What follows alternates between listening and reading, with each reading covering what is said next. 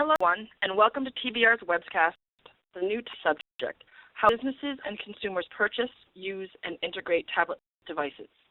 My name is Allison Crawford, a senior here at TBR, and I'll be your host for today's session. We are thrilled that you were able to join us today and are looking forward to our discussion. In order to help you get the most out of today's session, I wanted to review a few housekeeping items first. We will be recording today's session and posting it to the TBR YouTube channel if you'd like to watch the presentation again or pass it along to your colleagues. Second, this is an interactive session, so we encourage you to ask us any questions that arise during the webcast. I will be collecting your questions throughout the session and posting them to John at the end of the presentation. Third, we will be sending out the slides to everyone registered for today's webcast within 24 hours of the conclusion of the presentation. Now, without further ado, let me introduce John Spooner, Professor of the Computing and Hardware Practice.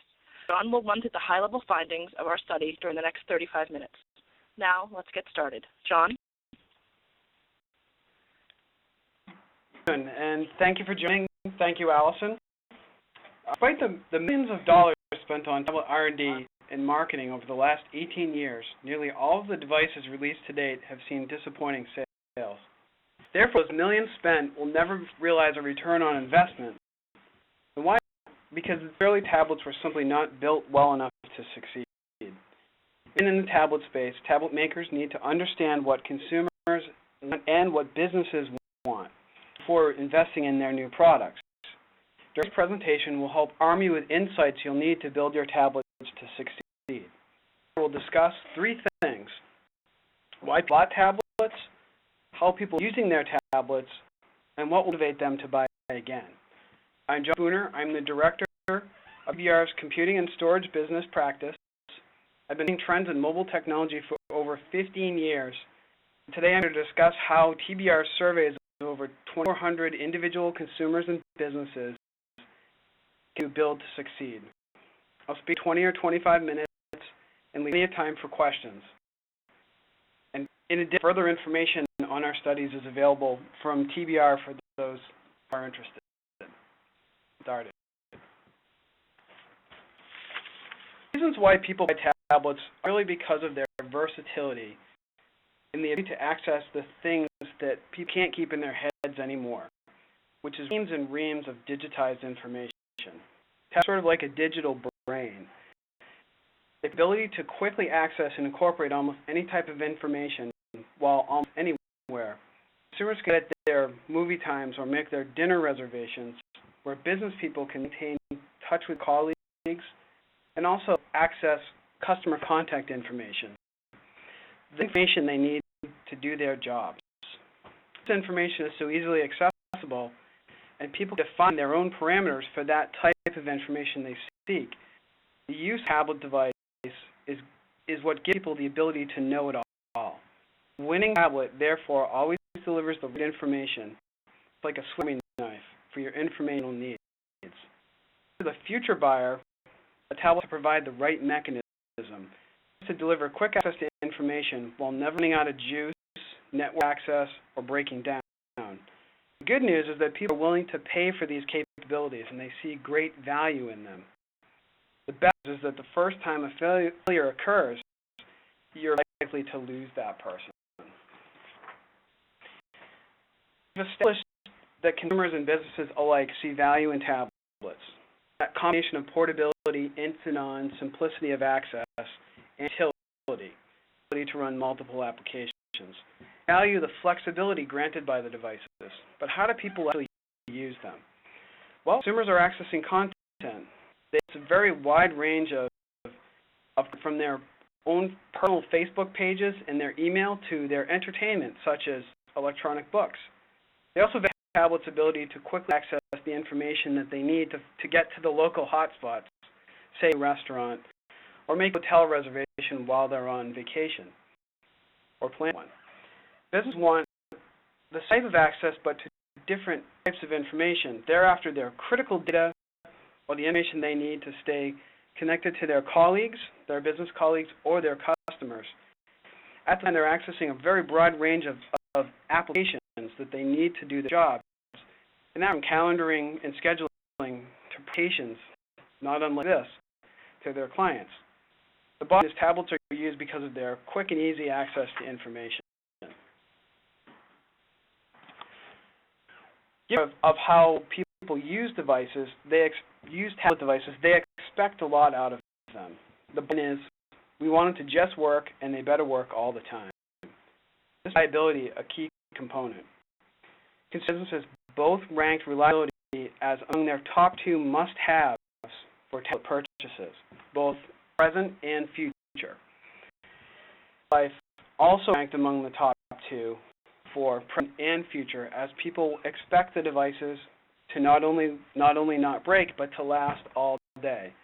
Tablet must last all day on a single battery charge, and it can't break if you drop it. Without those 2 items, a tablet will not be successful. Of course, everybody wants long battery life because it enables their access, and everything that goes into a tablet needs to enable that access. So people are willing to trade off for that. If you're faced with the decision adding a half a pound to a device, say, or to weigh an hour of battery life, you add the half pound. At the same time, there are other key capabilities and specs that must be part of a successful tablet. The touchscreen device interface is very important, and it's specifically the sensitivity and resolution of that screen that are major concerns for consumers. They want information that they're viewing to be easy to view, and they want to be easily accessible from their fingertip. While it's not as important to consumers, ranks extremely highly among businesses. Major concern for IT managers whose jobs are literally on the line to ensure that data resident on tablets out of the hands of the wrong people. Security is absolutely vital in securing a win. Now established that tablets are important to consumers and businesses, and they will continue to rise in importance. And we don't see tablets directly replacing notebook PCs anytime soon. Tablets will have huge implications on the marketplace. We like this to a Pandora's box. Out of the box have sprung some really daunting new realities, some difficulties, some troubles, but there's still hope. That lies in capturing opportunities in delivering devices themselves, as discussing, and in delivering services around the devices. For consumers, that's mobile entertainment, items such as ebooks and gaming. For businesses, it's access to their line of business applications and assisting with device management and locking down security, helping them ensure that the tablets that are connecting to their networks are both secure and easy to work with and manage from an IT perspective. Tablet PCs therefore present opportunities for millions of dollars of close-to-the-box attached services. Speaking of hardware, tablets will also drive a new replacement cycle, businesses and consumers. I showed a strong desire to add additional tablets in the future among both businesses and consumers. That said, tablets replace notebooks just yet. Although we see a refresh cycle for tablets coming, we don't see those devices. We see the devices interacting and working together instead of tablets replacing PCs directly anytime soon. That said, vendors have to be ready to support the new reality of people using multiple devices, expecting seamless sharing of email and other files between those devices. I want that information and my data across all of the different devices that I use on a daily basis, from my notebook to my tablet to my phone. TBR asked respondents in our studies to rank their top 3 devices following tablet purchase. Most of them, about half, rank PC as their highest, most important device still, making it the primary device. But even still viewed their PC as a primary device, they all have a high affinity for the tablet. They PC as a primary device because they need to produce. They need to produce docs such as long emails, presentations, or for consumers, they even need them to do their taxes still. Given its strong ability to speed up content consumption, we think tablets will grow in importance even if people use them both and PCs. People will begin to see tablets as a primary device. It'll be one that they carry with them throughout the day. There's already some market fallout which has resulted from this, with the growing importance of tablets. that show up in declining consumer PC shipments, and some of them we think can be attributed to people replacing their aging or secondary PCs with the tablet, and it shows up in areas like Apple and its growth, which is of course centered around the non-PC part of the business, and consolidation. Google bid for Motorola Mobility, for example. Going forward, we think that tablets and PCs will remain joined at the hip, but provide smooth interaction between the two devices in addition to phones is one area that will separate vendors. Despite expectations that tablets will ship tens of millions of units this year, upwards of 50 million, they're still being held back, and they're being backed by a lack of cohesiveness. No one tablet does everything really well. To date, Apple's iPad has proved easy to use, has a very simple UI and a broad set of applications that are really appealing for consumers who want the information they need quickly and fast. It's done a good job winning on price. It's easy to find an Android-based tablet in the $200 to $400 range, and that's for some a impulse purchase. Tablets still with compatibility and productivity. Those tablets that are in the market, and there aren't that many, were specifically for their compatibility with business applications and their ability to also produce content. Going in the next round of buyers and gain your share of what will be a large replacement cycle, the one we spoke of. Well, the formula isn't easy, but it's fairly straightforward. Building a successful tablet requires the right mix of access and usually that quick, seamless access to information that people are so hot on these days, along with strong productivity and also affordability. The formula is solving the problems of today with an eye on the future. Where the iPad dominated our research and has dominated the market so far, our study shows clear demand for a range of devices with a small but active Android population and strong demand for Windows tablets among business users. At the end of the day, there probably won't be one device that does it all. Even the iPad will remain limited in what it provides to some users, businesses for example, but there's opportunity to do more. And that's one area where we think Windows 8 will come in, and we'll talk about that a little bit. What does it look like? Well, for consumers, nobody's going to write their biography on a tablet. Consumers' buying criteria will shift and migrate from consuming content to reading it. That we think that they're looking for tablets to take on a more primary role. People will expect them to do more around productivity. That means having the capability to author a document, create a simple presentation, or do some editing or manipulating of photos. Tablets will also diversify on price. One expected finding from our consumer study was the significant demand for lower priced $200 device that I'll call an Uber ebook. An based device with a 7-inch screen which presents like an ebook reader but has capabilities like a tablet. These devices will become popular among those seeking a lower price point, although they require trade-offs in screen size and battery life and performance. They have a usable experience, not unlike that of a large and more expensive tablet for those on a budget. What will it take to unlock the business world for tablets? Well, business users will demand tablet-run Windows and productivity for the applications that they want to use. More effective integration into the existing infrastructure for full-size notebooks and desktops, working in kind with those devices. The big two are looking to tablets to take on a more primary device role. They too expect them to do more around productivity. And that means having the capability to author documents, create presentations, and do manipulating of photos. Of the future has to do more than productivity. It has to continue to meet the needs of today, which include strong battery life, durability, security, connectivity, speed, performance, and overall value.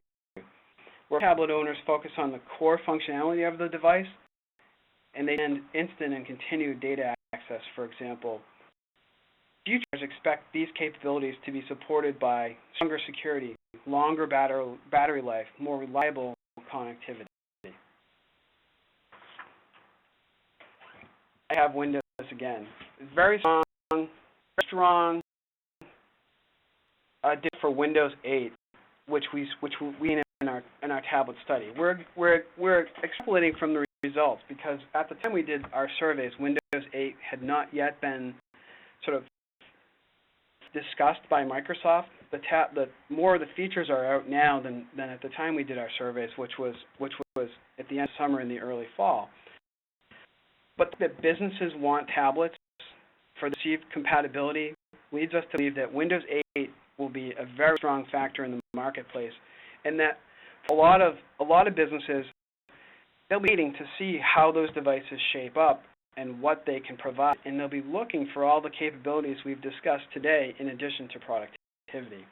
About 60% of the people that we surveyed out of our total sample for business side of the work that we did, so that they viewed Windows as the most suitable system for their tablets, compared to over 40% for iOS from Apple and less than 40% for Android.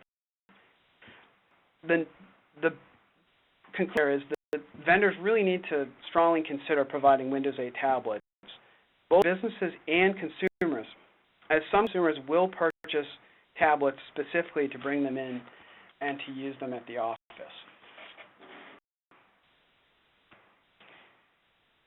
During today's presentation, we discussed the 3 key elements needed to build tablets to succeed, and our insights on why people buy, how they use their tablets, what will motivate them to buy again. Bottom line is, tablets are here to stay. They have widespread effects on ways both consumers and businesses access and incorporate the information that's critical to them. The people who buy tablets and will continue to buy are because of their versatility, their Swiss Army likeness. But in the future, people will expect more. They'll want to do more, they'll want more performance, and they'll want more battery life. They want and need to maintain touch with each other and their customers. The winning tablet, therefore, will always deliver the right information, and to capture the future buyer, the tablet has to provide that information while never running out of juice, not of network access, or never breaking down. I'll turn the presentation back to Allison for questions. Actually had quite a few things come in. I think one question we had was around the geographic nature of the survey.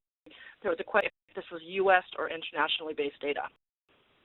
We actually went out and surveyed people across the U.S., Germany, and China. Great.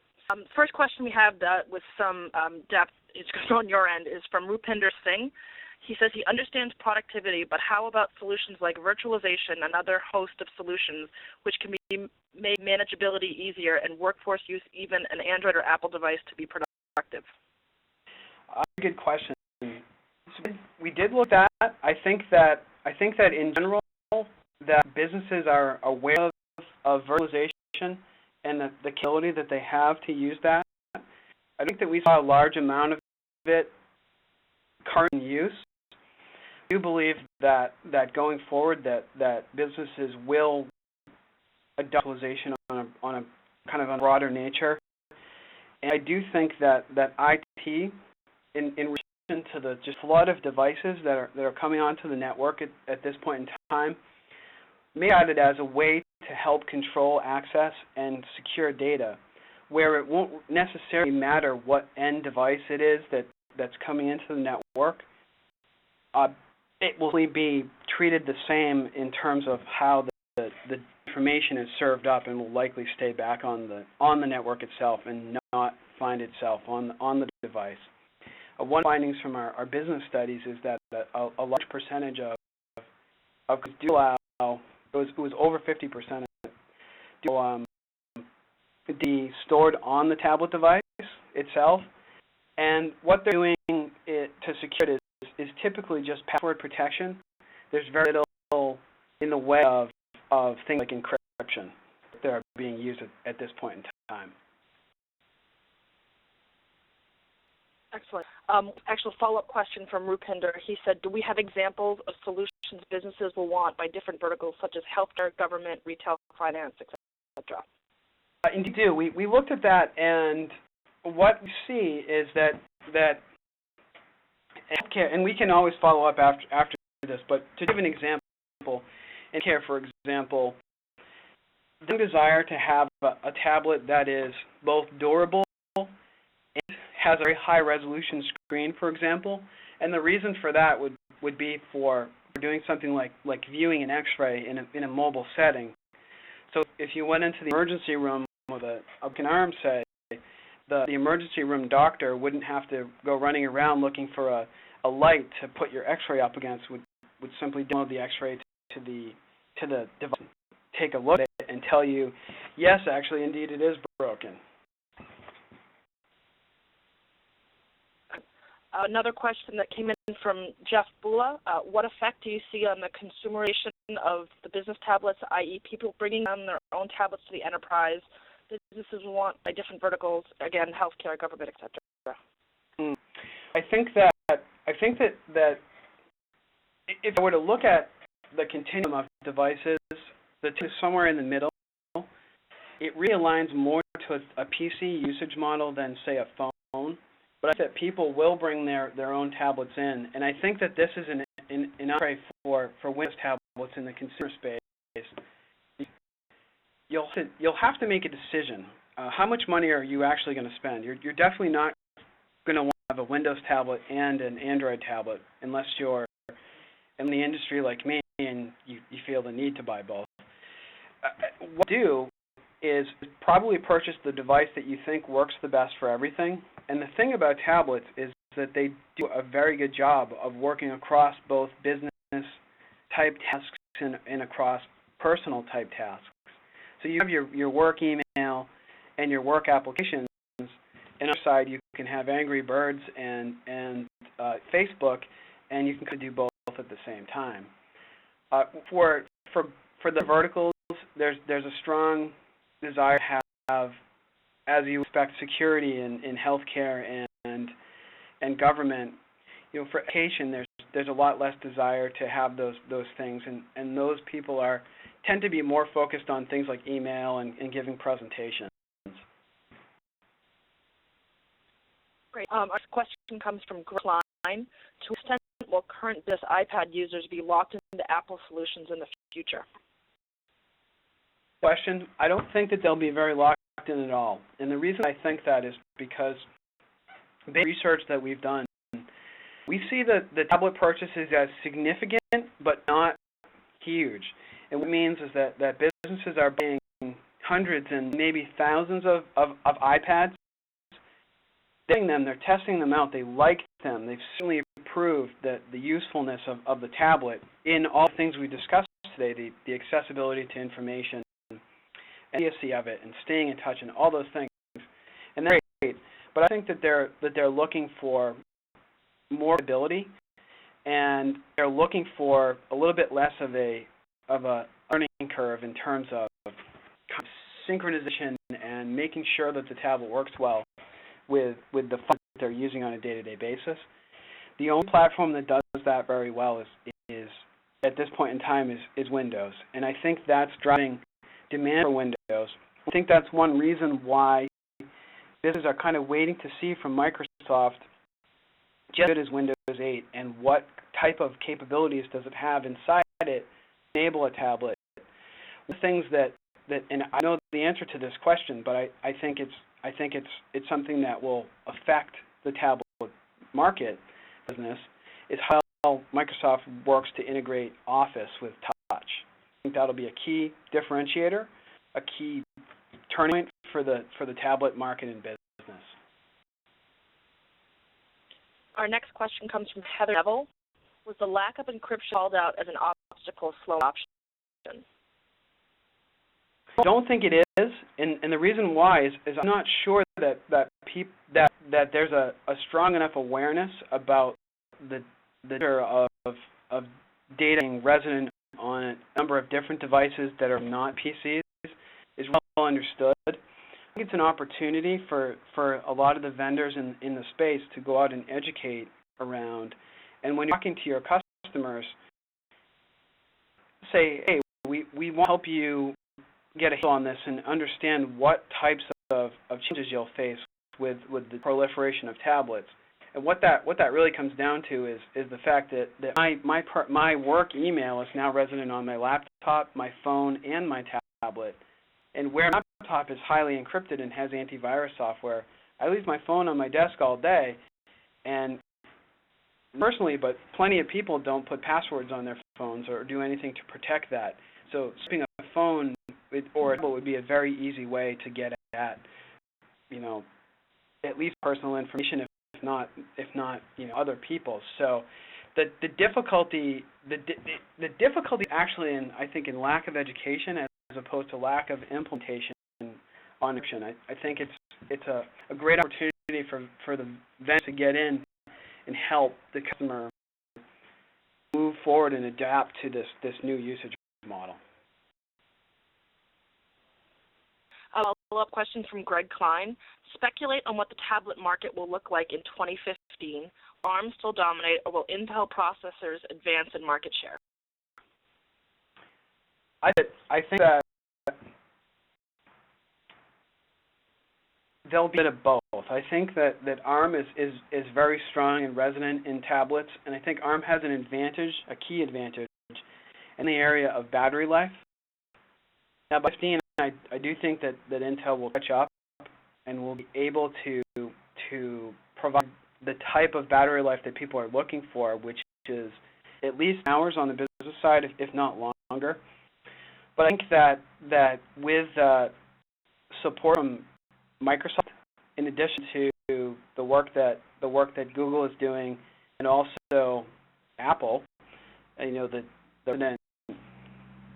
eight-pound gorilla in this space, that ARM is in a very good position, and that it may actually spring out of tablet into other areas, such as PC.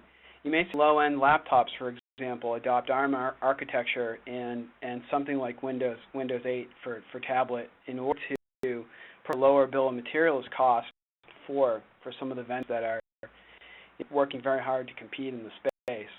So, long story short, it's actually a very wide market at this point, and I think that there will certainly be a lot of experimentation on the hardware platform side. Great. Another follow-up from Rupinder. Windows can be suitable for business, but end users may still want an Android and an Apple device, and will drive more business solutions on these devices just by nature of market share. Any thoughts? Well, that's true, but I think that IT is also very strong and is likely to make the decision for end users. Those that are rolling out the devices themselves are more likely to choose Windows. But individuals who are bringing devices in will be likely, probably, to pick an Android or an OS device. The caveat there is when you have an IT director who you're working with, who you have muster with in order to use your device inside the corporate network, say to get the right access to the applications you want. That person indeed dictate the type of device that you buy, and that person may specify a Windows device. I think that it's one of the things that's to be determined still, but I do acknowledge that people bringing devices in will certainly influence the mix of platforms. And again, it a lot of challenges for the IT director going forward, who will have to manage 3-4 different platforms.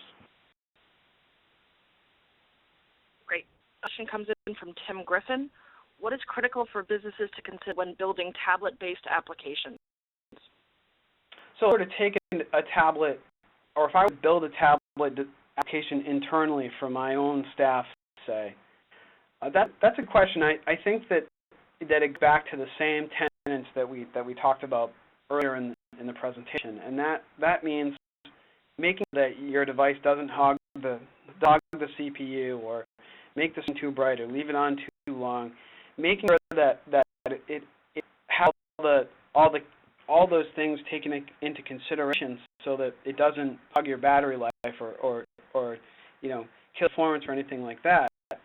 The thing is, and I think this is critical, is to make sure that if you're building an application that the data stay back on the server, that you're communicating with the server and you're not downloading anything that would be considered to be critical, your application will become that much more secure. And then we have one more question. Sorry, I'm just looking for it real quick. Vertical market trends do you see in business tablet usage? Well, I think there are some pretty standard, pretty obvious ones. I think that, for example, people who are working in the field are very likely to carry a tablet and actually would be their primary device. Or, say, an insurance adjuster or a real estate agent or a policeman or a fireman, somebody who's there working all day long, not behind a desk like myself, and who needs that quick access and need to kind of consume a lot of information. The beauty of a tablet is that you have a much bigger screen, and you can utilize that screen to do a lot of information at the same time, so you're not scrolling or anything like that. So those are some of the ones that come to my mind immediately. But I think that there are also applications in healthcare, in things like sports stadiums and entertainment venues for doing things like checking people in and taking orders, and the right drink, the meal. So I think that anywhere where somebody is using a pen or a pad or some other portable electronic device, there's an opportunity for a tablet to come in there and do that job. Okay, we've had a question come in from Eric Chu. What is ultimately more important for businesses, the hardware or software apps?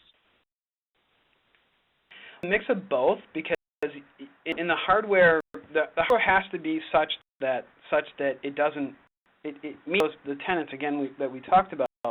It's to maintain reliability, and it has to have good battery life, and the screen has to look, have good resolution, and you have to have a certain amount of sensitivity if you're going to use the end, your fat finger to try to find a piece of information on the screen.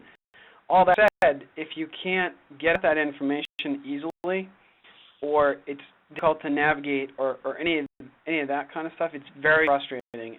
And I think that's the first reason why I want to switch platforms, or why anyone would want to switch platforms. So the software design, and particularly the user interface, is absolutely critical.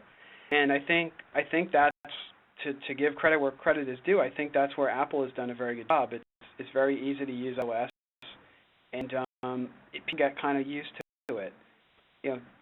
Making something like an Excel document work really well with a touch interface is a huge challenge, and I think that's part of the challenge that Microsoft will have in developing the Windows tablet market. I think there's a lot of pent-up demand for Windows, but at the end of the day, the actual usage of it and how well Office works in particular will be the determining factor in whether I buy or I don't buy if I'm an IT manager. Excellent. We have a question from Kip Walls. Do you see any standard heavy Windows apps in verticals being ported to Android? Have you on the call? I said that's a good question. I don't think that necessarily the applications like Word will get ported over. I think that there are a couple of ways to get at that. I think that will be transition type applications, and there will be some sort of for Android type applications. I believe there are actually many of those available at this point in time. I even have one of them on my system, which is I'm just looking at it. It's called Go. So I think that there will be a lot of that type of use the problem there, and it goes back to Windows and how to have a desire for compatibility. The problem there is often when you're using a translation type application, it doesn't always preserve the file formats. So you may be working on a document, it may look beautiful to you, and may send it along to somebody who has Office, who it and wonders what it was that you were doing all day with that document. So it's not necessarily a well-defined market yet. I think that there's a lot of work that still needs to be done to ensure compatibility, which I think is another reason why people are interested in Windows. That was the end of the questions that have come in from the audience. I'd like to ask if there's any further questions out there from any.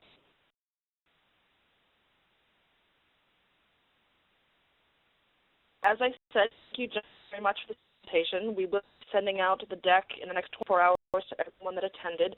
If there are any questions, please don't hesitate to contact John at john.spooner@tbi.com. Thanks, everyone. Have a good day.